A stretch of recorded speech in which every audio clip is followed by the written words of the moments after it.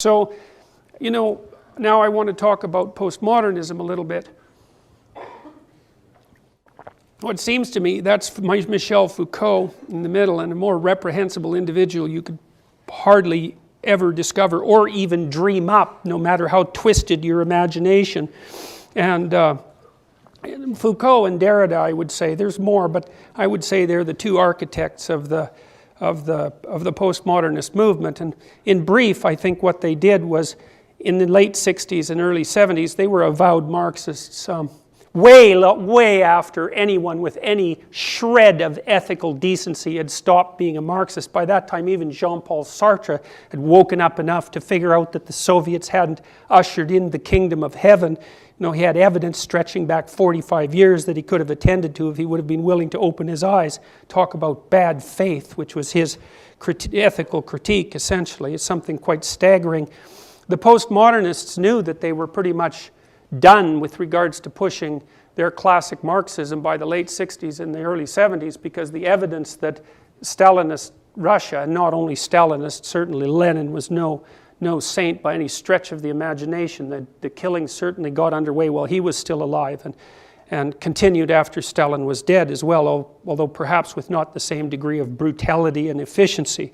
And then there was, of course, Maoist China, where the estimates, nobody knows how many people died under Mao, but the estimates are run as high as 100 million people, which actually turns out to be quite a few people. And the fact that we can't keep count accurately, without an error margin of something in the tens of millions, just tells you exactly how horrible the situation was. They transformed the Marxist dialogue of rich versus poor into oppressed versus oppressor. And Foucault in particular, who never fit in anywhere and who was an outcast in many ways, and a bitter one and a suicidal one his entire life, did everything he possibly could with his staggering IQ to figure out every treacherous way possible to undermine the structure that wouldn't accept him in all his peculiarity. And it's no wonder, because there would be no way of making a structure that could possibly function if it was composed of people who were as peculiar, bitter, and resentful as Michel Foucault. So you couldn't imagine a functioning society that would be composed of individuals with his particular makeup. In any case, he did put his brain to work trying to figure out, A, how to resurrect Marxism under a new guise, let's say, and B, how to justify the fact that it wasn't his problem that he was an outsider, it was actually everyone else's problem. And he did a pretty damn good job of that and laid the groundwork for the, what would you call it, the rise of the marginalized against the center. And Derrida's thinking is very much the same, even though Foucault and Derrida hated each other, and regarded each other as intellectual charlatans, which was about the only thing either of them was ever really correct about. So Derrida was also, and Derrida in some ways is even a more treacherous thinker, because he makes the claim in some sense that, like, a political system has a center around which the majority congregate, let's say. It's quite similar to Foucault's analysis, and that there are people who are outside the category system, and then, which is obviously true, because no matter how you categorize people, there are certain people inside the category and certain people outside. That's actually why you categorize things, right? Because if every category holds every entity, then every cognitive operation is infinitely complex. You can't manage that way. To categorize, you have to include and exclude. It's in the very nature of categorization, and you can't just scrap categorization, because without simplification and categorization, you actually can't function in the world. You just die, right? You die of excess stress. It's something like that happens to schizophrenic people, because their category systems break down, and they're completely incapable of functioning in the world as a consequence of that. Anyways, then Derrida went, and Foucault as well, went a step farther, and this is one of the incredibly crooked elements of their thinking, I think, another sleight of hand, which was, well, category systems exclude, political systems exclude, economic systems exclude, any hierarchy of value excludes, obviously, because if there's a hierarchy of value, some things are more valuable than others, and the less valuable things are excluded, because otherwise it wouldn't be a hierarchy of value. But the next claim they essentially make is that the reason that those hierarchies of value are constructed isn't to produce whatever it is that's of value, but to exclude and to maintain the structure of power that's intrinsic to the hierarchy of value. And that's an unbelievably crooked claim, because there are multiple reasons why a hierarchy of value might be put into place. There are hierarchies of beauty, and there's hierarchies of competence, hierarchies of intelligence and attractiveness and athletic ability and musical talent. There's multiple hierarchies, and in order for those things to exist at a high order, in order for us to laud what would you say, musical genius, we have to excuse all the people, we have to exclude all the people who can only squawk their clarinet from the hierarchy, because otherwise you don't have any music, and there's no up and there's no direction. And so to claim that the purpose of the hierarchy is to exclude is unbelievably crooked, and it's a central claim for both Foucault and Derrida. It's one of those sleights of hands that people don't quite notice, but that have absolutely catastrophic effects. Now, for Foucault and Derrida, here's how you could imagine their world, essentially.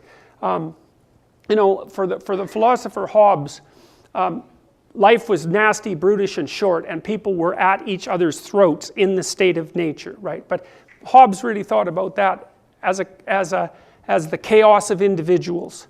And he believed that a central authority had to exert force in order to organize that intrinsic chaos so that some degree of peace could reign. It's kind of the opposite of Jean-Jacques Rousseau's theory, which was that human beings were intrinsically good and the state, the government, was intrinsically bad, and that all of what made people evil derived from the state. I would say if you put Hobbes and Rousseau together, you actually get the truth, even though they do seem to be coming at it from opposite perspectives, because people are actually good and evil, and social structures are also good and evil, and it's paradoxical, and we don't like paradoxical categories, but that's still how it is. What Foucault and Derrida and the postmodernists did was that they kind of added a collective element to that. So their Hobbesian world isn't a world of individuals struggling against one another in the initial state of warlike nature. It's groups of individuals bound by whatever their identity happens to be, struggling against each other for power. Because in the postmodern neo-Marxist universe, there's nothing but power. And there's a variety of reasons for that. Partly, it's because the postmodernists don't admit that there are any standards outside of arbitrary opinion, essentially. They don't really believe in the real world, which is why they can generate critiques of science, for example, which is increasingly characterized as nothing but part of the Eurocentric patriarchy's, what would you call, desire to impose their power structure on the rest of the world, despite the fact that it also makes planes fly and computers operate. And well, yeah, exactly. So, and it's a rare, bloody social justice warrior that doesn't have an iPhone or an Android that wouldn't work if quantum mechanics wasn't actually correct, because the fact that quantum mechanics is correct is one of the reasons why these unbelievably highly developed pieces of technology actually function. So they bitch and whine about the patriarchal underpinnings of Eurocentric science and use the gadgets all the time to aggregate to complain about it. So it's really pretty appalling. So anyways, the worldview of the postmodern neo-Marxists is that everybody is basically not an individual, because that's really a fiction, and it's a Eurocentric patriarchal fiction at that, but a member of whatever their identity group happens to be, and there's no real possibility of communication between identity groups, hence phenomena like cultural appropriation. And so it's a war of all groups against all groups, and it's nothing but a struggle for power, and there's no higher order ethic to be referred to, because for the postmodernists, there is no such thing as a higher order ethic. There's no such thing as a uniting narrative. That's a hallmark of their thinking. Now, of course, that doesn't work out in practice, because without an ethic or a higher order value, there isn't anything you can do with your life, because you keep undermining yourself. If everything's just a whim and subjective, there's no hierarchy of values, then what the hell do you do when you get up in the morning? If one thing isn't better than the other, you might as well just lay there and smother yourself with a pillow. It'd be a lot easier than opening your eyes and struggling in the world. So So it's a self-defeating philosophy, and I think that's part of the reason why it's more or less self-evident that it's a mask for the continuation of Marxism, because at least Marxism has, as one of its advantages, a direction. It's an ethic, right? You have something to struggle against, even though what you're struggling against is certainly one of the things that you actually rely on, and second, something that you have to oversimplify in a very ungrateful and resentful way to justify fighting against it to begin with. And that's especially true in Western cultures, because as pathological as they certainly are, which is approximately as pathological as all of you are, they're a lot less pathological than almost everything that's ever happened, and pretty much everything that's currently happening elsewhere in the world. And you can kind of tell that by the fact that people tend to immigrate to the West rather than the reverse. Now, you know, the postmodern neo-Marxists would have an answer to that, which would be the only reason the West functions is because it's raped the rest of humanity and the planet. But, you know, the less said about that, the better. And Marx was wrong about this too. The proletarians have nothing to lose but their chains. That actually wasn't true. They lost their food. Yeah, you might see that happening again in Venezuela, where they're having a hard time. The middle class are having a hard time getting toilet paper, which is a lot less funny than it sounds. They lost their families. That's good. They lost their land. They lost their freedom. They lost their right to exist without pain. They lost their right to honestly suffer and talk about it, which is a terrible thing to lose, and then they lost their lives. So that was wrong, and he can smile all he wants about it, but it wasn't very cute. This is nice. I saw this on Twitter today. When Karl Marx died in 1883, the average Englishman was 3 times richer than he was when Marx was born in 1818. That's world GDP per person in 1990 international dollars. And you see that there's an unbelievable spike that happened at about 1895, which was, let's put it this way, it was precisely and exactly the opposite of what the Marxists predicted. But, you know, when your predictions fail and you're an ideologue, you just gerrymander the axioms of your theory, because otherwise you'd have to drop the damn thing, and then you're plunged into a state of existential chaos, which is no joke, and you have to reformulate yourself. So, you know, you don't want to underestimate the difficulty of doing that, but it's still relatively amusing, especially when you consider that unbelievable increase in gross domestic product per person actually happened despite the best efforts of the Marxists to prevent it from happening. And so God only knows where we would be if 120 million people weren't sacrificed painfully and pointlessly in the 20th century to this idiot god of socialist utopia that was turned out to be murderous beyond comprehension. Postmodernism, an attitude of skepticism. Skepticism towards everything but postmodernism, I might add.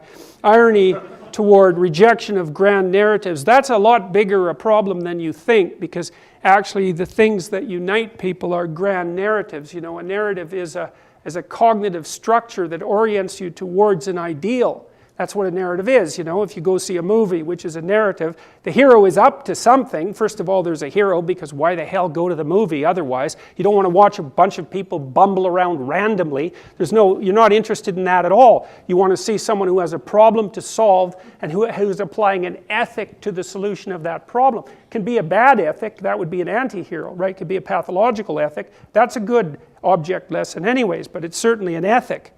And so it's grand narratives that unite people, and when the postmodernists become skeptical about the grand narratives, what that essentially means is that they're demolishing the hyper-truths, I would say, the fictions, the true fictions that unite us as people and stop us from being at each other's throats, enable us to compete and to cooperate in a peaceful and productive manner at least some of the time, which is a miracle in and of itself and should be regarded as such. Right? I mean, we're so blind in the West to the miraculous nature of our culture that it's a consequence of being privileged, let's say, although I hate that word. We could call it fortunate. You know, when Ayaan Hirsi Ali came to Holland, one of the things that really struck me when I read her book, Infidel, she was very taken aback by the fact that you could stop by a bus stop and there'd be a little digital display there that said when the bus was coming, and when the digital display said the bus was coming, then the bus would show up.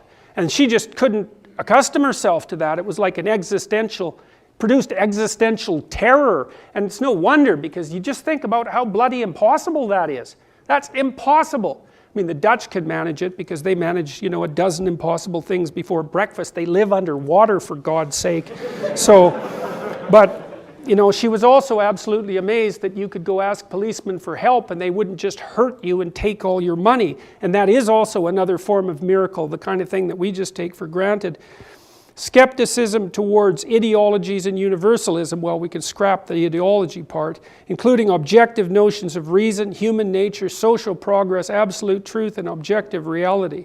And it's an unbelievably corrosive system of thought, because first of all, it defines hierarchy as power, and that's actually technically wrong. Even Franz de Waal, who's been studying chimpanzee hierarchies, has established quite clearly that the most brutal and powerful alpha chimp is not the one who establishes the most stable dominance hierarchies, or let's call them social hierarchies, because the brutal tyrant chimp gets torn apart by two subordinate chimps 3/4 as strong as him as soon as he turns a blind eye.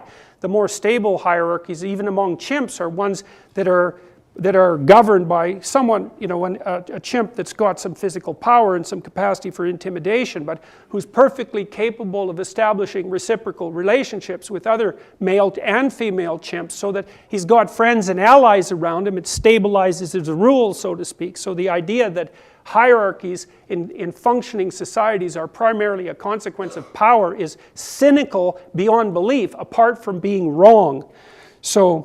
And it also destroys the idea of a hierarchy of competence, which I really think is one of the reasons for the theory to begin with, because we know, even from the empirical data, that in Western societies the best two predictors of long-term life success are intelligence and conscientiousness, and they do a pretty good job of predicting long-term life success, accounting for about 25 to 30% of the variance, which is a lot by social science standards. And it's kind of a testament to the integrity of our societies that complex jobs tend to be filled by intelligent, hardworking people, and thank God for that, because who the hell do you want running them?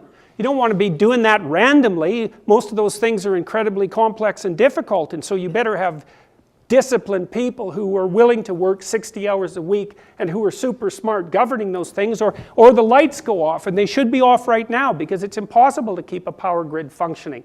It's not like entropy isn't trying to tear it to bits at every second, right? There are thousands of people out there working madly to stop this thing from doing what it should be doing, which is to fail. And so competence is everywhere, and you think about how many competent people have to be working behind the scenes so that you can all come here, in your leisure fundamentally, and sit for 2 hours peacefully in a lecture. It's absolutely beyond belief.